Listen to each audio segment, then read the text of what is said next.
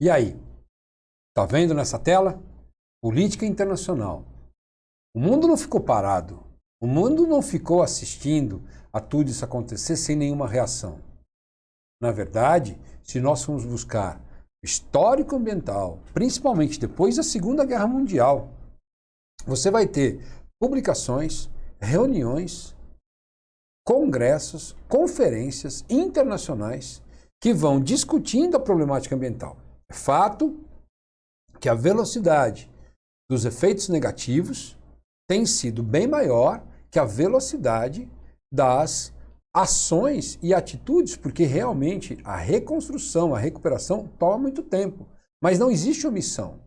Então, uma política internacional, como eu citei, de várias situações, nós temos as conferências internacionais do meio ambiente, quando começou em Estocolmo em 72, a Rio 92, a Rio mais 10, Joanesburgo, né? A Rio mais 20, aqui no Brasil mesmo, né? E outros painéis, painel intergovernamental para alterações climáticas.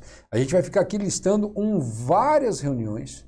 Dessas reuniões, muitas ações têm proporcionado uma mitigação. Só para você ter uma ideia, falaremos mais para frente, mas para você ter uma ideia, houve uma reunião em Montreal, o Protocolo de Montreal, que proibiu o uso de CFC. E hoje os impactos na camada de ozônio têm sido menores comparados ao antes de Montreal. Então, nessa mesma reação, a gente tem o Protocolo de Kyoto, que é uma ação que provoca a regulamentação e o teto da emissão dos gases. Então, vamos entender essas políticas internacionais. Então, a gente tem, por exemplo, as chamadas COPs, tá? Que se chama Conferência das Partes. É o órgão supremo da Convenção no quadro das Nações Unidas sobre mudanças climáticas. Então, dentro da ONU, tá? Só para ilustrar você tem o PNUMA, que é a parte da ONU que discute as questões de meio ambiente. E as COPs são reuniões que estão atreladas a essa preocupação ambiental junto à ONU, tá? Onde você tem o quadro das Nações Unidas sobre mudanças climáticas, a UNFCCC. Tá? Reúne anualmente os países, parte em conferências mundiais, suas decisões coletivas e consensuais só podem ser tomadas se forem aceitas unanimemente pelas partes, ou isto é, pelos países que lá estão representados, sendo soberanas, valendo para todos os países signatários. Tudo começou em 1995, em Berlim, é a COP1. E assim, você está vendo 97, 98 em Buenos Aires, na Argentina, tá? Foi na Holanda, em Haia, em 2000. E assim você tem as famosas COPs, tá? Que vão até 2018. Ok. 2019 teve a COP, tá? E 2020 não teve a COP. O que aconteceu? Tá? Em 2020, a chamada COP25, melhor dizendo, em 2019 não teve, tá? E também não teve em 2020. 2 anos sem ter. Em 2019, a COP era para ser no Brasil. Mas em função da nova postura da gestão política do Brasil em questão do meio ambiente, o Brasil recusou a fazer e o Chile assumiu em 2019 a COP25. A COP26, ela era para ser em 2020, mas em função da pandemia, o planeta não tem essas reuniões. O que se discute? Todas as questões voltadas à sustentabilidade ambiental, decisões que, quando aceitas por todos os integrantes, passam a fazer parte dos protocolos do desenvolvimento sustentável de cada país. Em 1998, aqui, ó, vamos voltar aqui que você vai ver o que eu estou falando, tá? Perdão, 97. Em 1997, para começar a funcionar em 98, foi na COP3, então, tá? Que aconteceu em Kyoto, no Japão. A COP3 que aconteceu em Kyoto, no Japão. Lá ficou definido o protocolo de Kyoto, né? Aonde se destaca as ações relacionadas à quantidade de carbono na atmosfera. Essa charge, né, mostrando então na época o presidente George Bush, mostra que a maior potência do mundo vem sendo, tá, resistente a essas decisões. Que decisões? O Protocolo de Quioto é um acordo internacional que obriga coletivamente os países desenvolvidos a reduzirem as emissões dos gases do efeito estufa, GEs, gases do efeito estufa, em pelo menos 5% relativamente aos níveis de 90, entre 2008 e 2012. Essa era a pauta, né? E mecanismos foram desenvolvidos, estratégias, né, como o mercado de carbono, tá? Várias estratégias foram desenvolvidas para que se atingisse essa meta.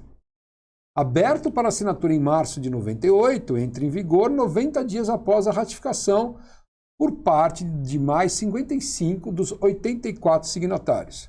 55, ok, cujas emissões representam pelo menos 55% de todas as emissões de carbono. E isso fez com que o protocolo de Quioto, né, passasse então a vigorar. Entra em vigor em 2005, representando o primeiro passo no sentido de evitar o superaquecimento da Terra, reduzir previsões trágicas e oriundas da intensificação das mudanças climáticas. Os países signatários deverão desenvolver projetos para diminuir a taxa de emissão, metas, né, em 5%, metas que deverão ser atingidas entre 2008 e 2012.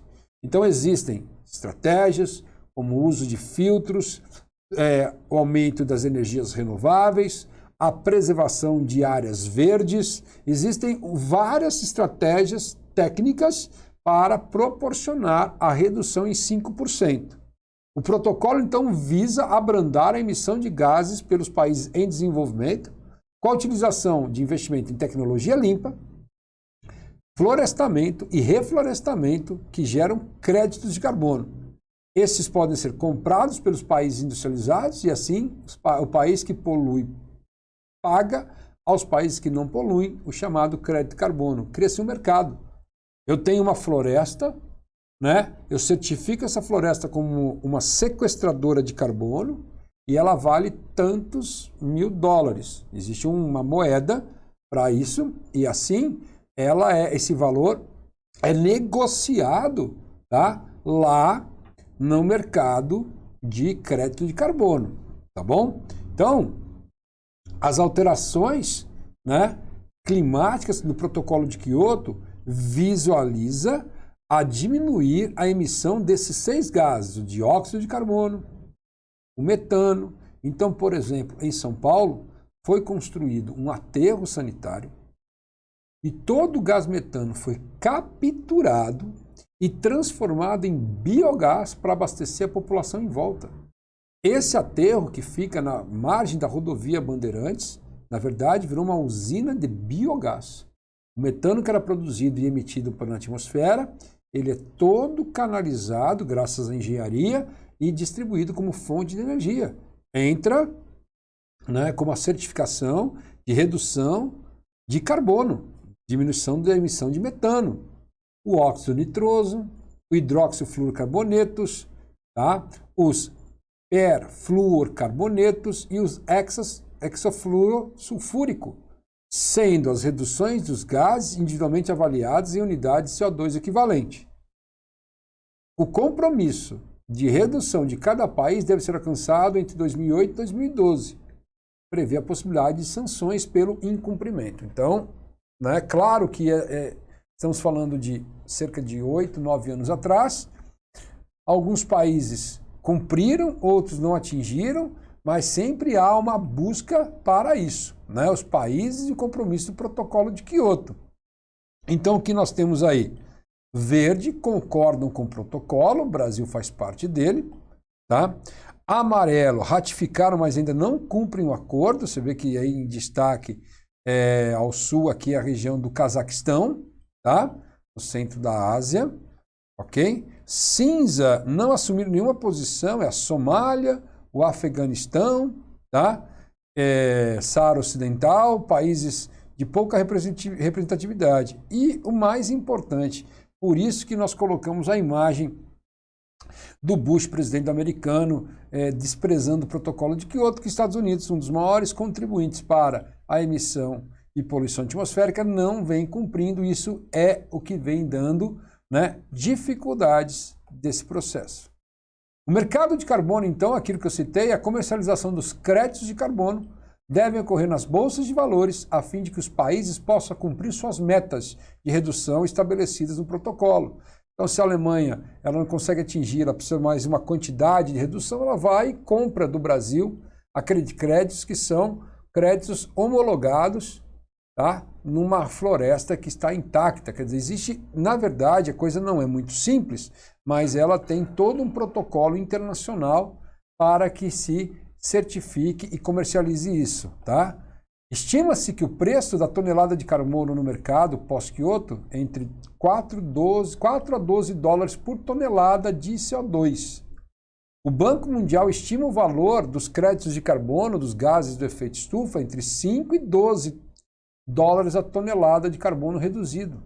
No total, esse mercado estima-se que os recursos a serem negociados podem chegar a 3 bilhões de dólares por ano, ou entre 5 a 17 bilhões a partir de 2010. Então, aqui se encontra a combinação da sustentabilidade do planeta com a sustentabilidade econômica. Passa, então, a perceber que a preservação ambiental é lucrativa. Como nós vivemos uma sociedade capitalista monetarizada, a partir do momento que eu consigo monetarizar toda a questão da sustentabilidade, ela passa a ser aceita pela roda de funcionamento do planeta, tá? E tudo isso acontece aonde? Na Bolsa de Chicago, a Chicago Climate Exchange.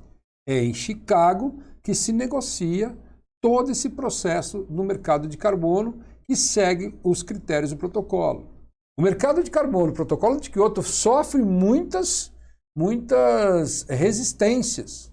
O então ex-presidente dos Estados Unidos, Donald Trump, foi o que rasgou o Acordo de Paris da COP21, tá? Que era a ratificação dos valores. Os Estados Unidos assumiram na sua última gestão uma postura de negacionismo à sustentabilidade ambiental, que agora o então presidente Biden, já no seu início de mandato, posicionou-se à volta ao protocolo de Paris, à volta da questão da sustentabilidade, vai se discutir as questões de carbono. Tá? Então, realmente, né, existem posicionamentos contrários, existem resistências, mas há um avanço para que o planeta se torne sustentável, ok? E assim, então, a gente entendeu lá do efeito estufa, do aquecimento global proporcionado pela emissão dos gases de efeito estufa, as suas consequências e estratégia, né, em que o mundo busca mitigar para poder sobreviver nos próximos milhões de anos aí, ok? Valeu, bons estudos, sigo junto com você aquele nosso objetivo maravilhoso. Um abraço e até a próxima.